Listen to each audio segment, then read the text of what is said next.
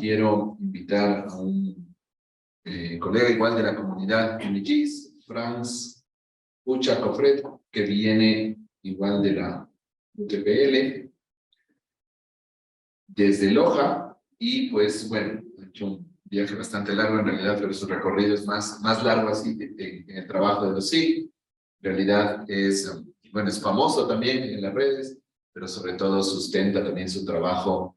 Pues es chévere ver que colabora con muchos otros colegas también ahí en la universidad, y pues es un honor en realidad tenerle aquí para que nos cuente un poco del trabajo que han hecho y que han logrado. Bienvenido, Franz, y pues el micrófono es tuyo.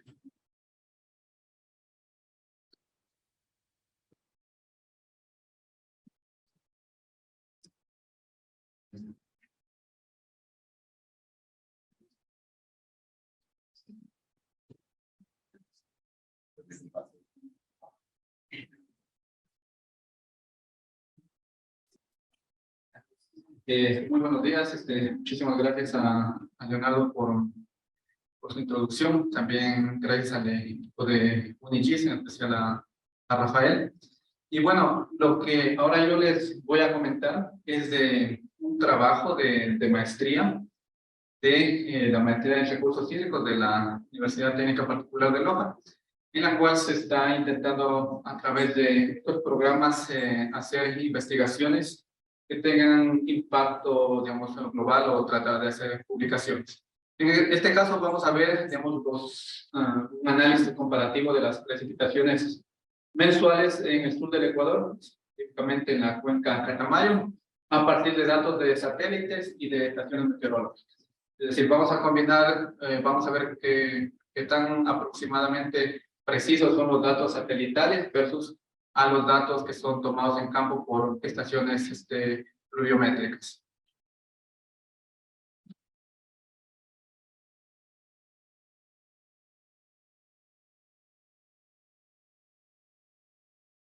Ya, acá entre los objetivos y la motivación que llevó impulsó desarrollar esta investigación, en esencial es, por ejemplo, tenemos muchos problemas para acceder a datos, en especial, por ejemplo, datos de temperatura, datos de precipitación, dado que la red o la disponibilidad de esta información no siempre está disponible o al alcance de todo el mundo.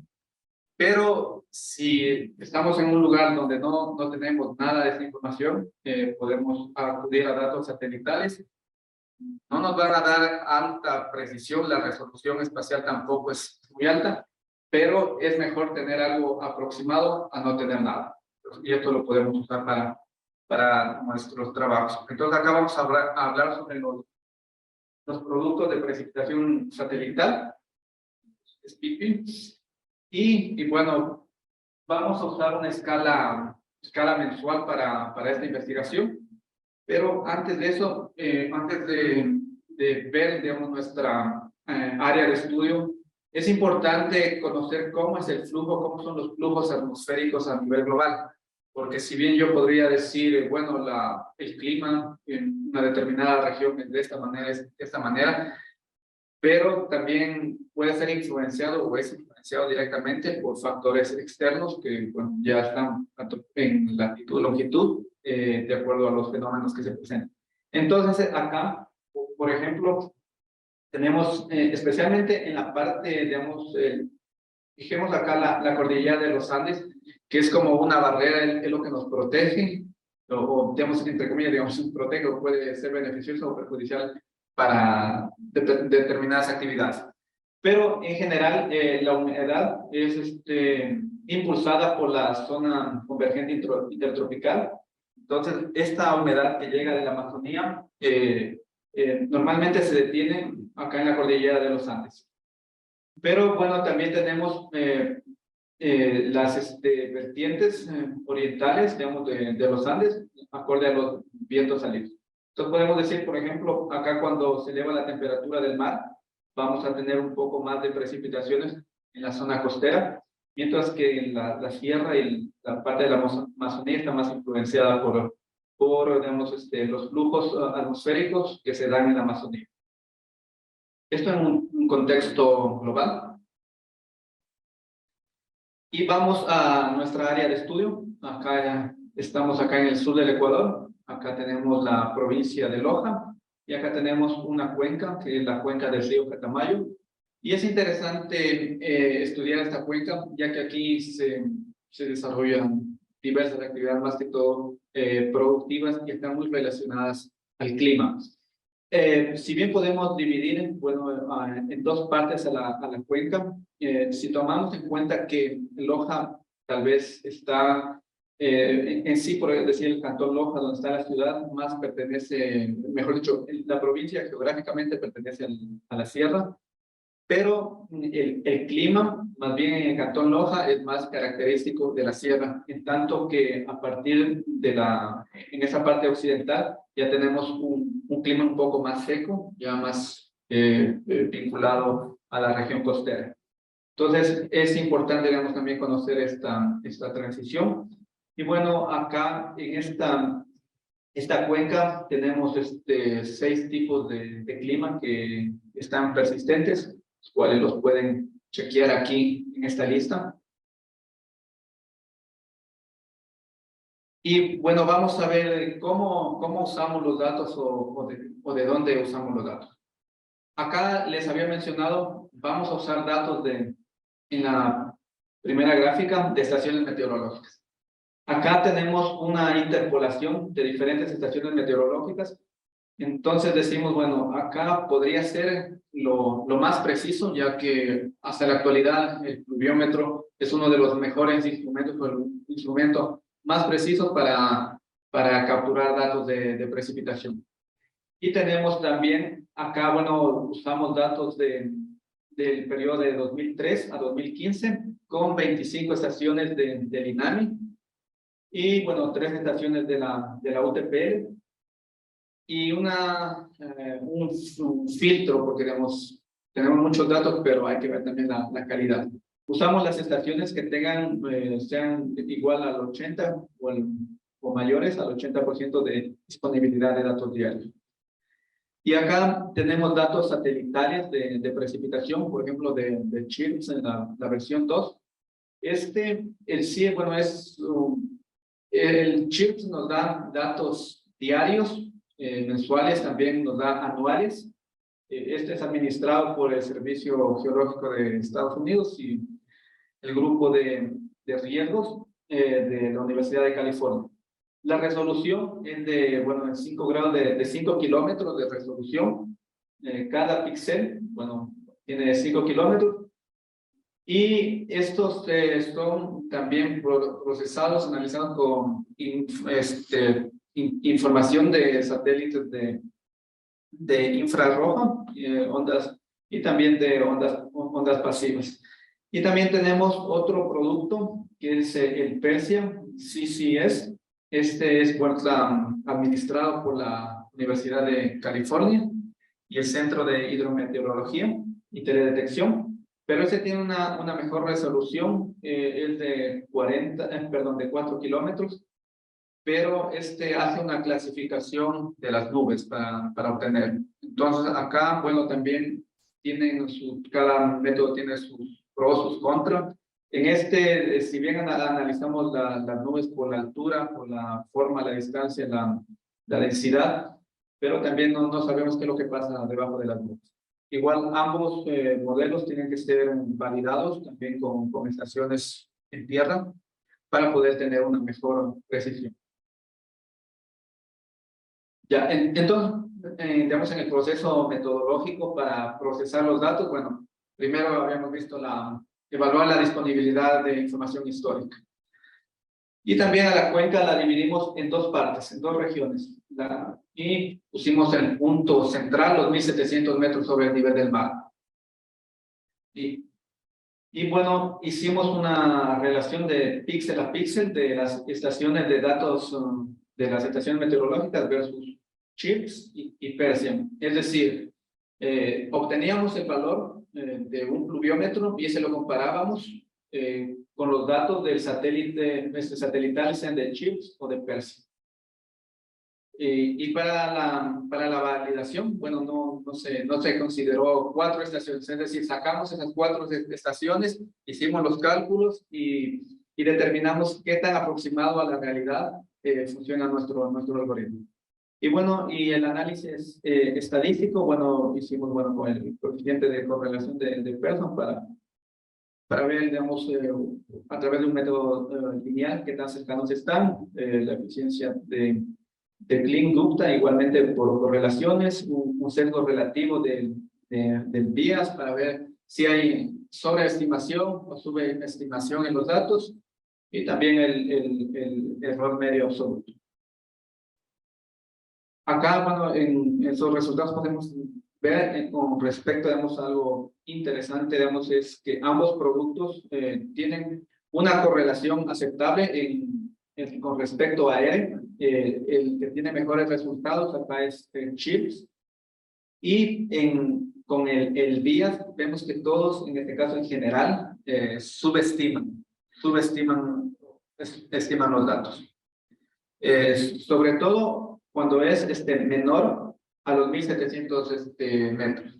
Y cuando es mayor a los 1700 metros, tenemos tal vez en el coeficiente de correlación datos similares, y en el bias una mayor variabilidad en sí en estos procesos. Acá igual, bueno, en la dispersión ponemos los datos de las estaciones, tanto en Chips como en Persia, y bueno, están en sí, en general, digamos, aceptables estos datos como mencioné en la diapositiva anterior. Ya, en cuanto, digamos, que sería esta imagen, digamos, la fundamental, hemos puesto por meses cómo es la distribución espacial de la precipitación en la cuenca de estudio. Entonces, acá lo que podemos decir o determinar, tenemos una época lluviosa que va entre enero a abril. Acá el aire predominante es del Pacífico. En general, acá también hay que considerar, por ejemplo, el fenómeno del ENSO, el fenómeno del Niño. Cuando tenemos fenómeno del Niño, probablemente todas nuestras estimaciones van a cambiar bruscamente, no tendría ningún sentido. Entonces, eso también es importante considerar. Acá podemos decir, en la época lluviosa, Chirp se reproduce muy bien la distribución, mientras que Persia no puede capturar, digamos, de una forma adecuada la distribución cuando, digamos, la comparamos en realidad con las estaciones, con los pluviómetros. Y bueno, tampoco las cantidades de precipitación mensuales no son muy adecuadas para Persia. En cambio, en la época seca, cuando los vientos del viento salicios, los del este predominan, las precipitaciones son invertidas, es decir, a la inversa del caso anterior. Con Chips igualmente, acá nos gana, tiene una mejor representación de los datos de la lluvia, pero especialmente en las partes bajas, mientras que Persian representó mejor en las zonas altas. Entonces, digamos, a manera de conclusiones, podemos llegar digamos, cuando evaluamos, digamos, las habilidades de estos métodos, de estos algoritmos para la estimación y precisión en la detección de las lluvias, podemos decir que por ejemplo, para estos 2 pisos altitudinales que hemos estudiado entre 2003 y 2015, el que mejor responde es Chips. Tiene una mejor relación para estimar precipitaciones en cuanto a una escala mensual. Pero también hay que hacer hincapié en que las correlaciones son más altas en la época húmeda, y acá en la época húmeda también hay más subestimaciones.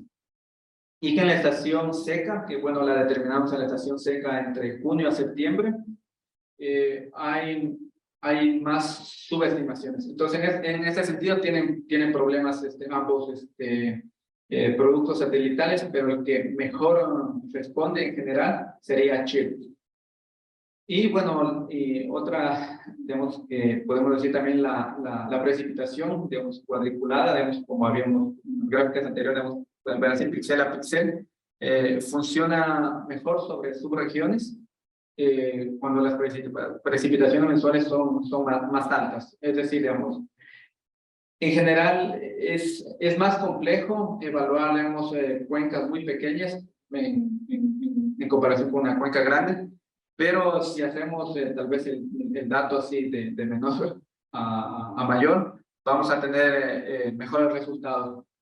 También otras técnicas, bueno, acá no hemos considerado eso, por ejemplo, técnicas de downscaling nos permiten llegar a datos más puntuales, es decir, reducir la escala, que es lo que en realidad nos interesa cuando no hay la suficiente disponibilidad de datos. Ese es uno de los mayores problemas, especialmente en estudios hidrológicos o climáticos.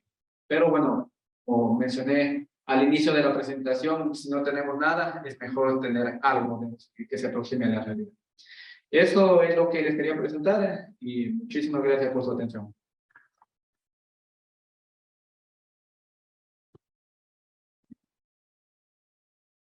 ¿Preguntas para Franz? Sí. Hola, muchas gracias por tu presentación. Yo tengo una pregunta, por si acaso has comparado los resultados de tu investigación con otros resultados en otras cuencas, en otros países. Sí, eso es más, por ejemplo, acá en Latinoamérica no encontramos datos similares digamos, en cuanto a características, pero hay más estudios, por ejemplo, en China, en Indonesia, y que topográficamente tienen condiciones similares y bueno, y también tienen valores similares en cuanto a correlación o albedos. Pero aparte de eso, digamos, bueno, digamos, por el tiempo no se muestra todo lo que se hizo en esa investigación, pero aparte de eso se hace correcciones a las estimaciones, entonces para reducir el sesgo, para aproximarnos más a la realidad. Y eso, claro, es de estudios similares, especialmente en China.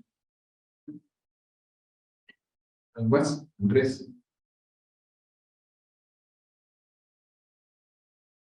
Hola, ¿qué tal? Buenos días. Gracias por tu presentación. Una pregunta. En las estaciones que dejaron para la validación, ¿cuál fue el porcentaje de precisión que tuvieron con los datos meteorológicos que con los datos simulados? Ya, bueno, en esto, digamos, gracias por la pregunta. Bueno, acá es necesario aclarar que las estaciones que dejamos para validación, porque no tenemos una red muy densa, tenemos 25 estaciones, bueno, en total 29, pusimos estaciones externas a la cuenca para validación. Igual, o sea, con la interpolación podemos abarcar los lugares externos. Déjenme ver si puedo regresar.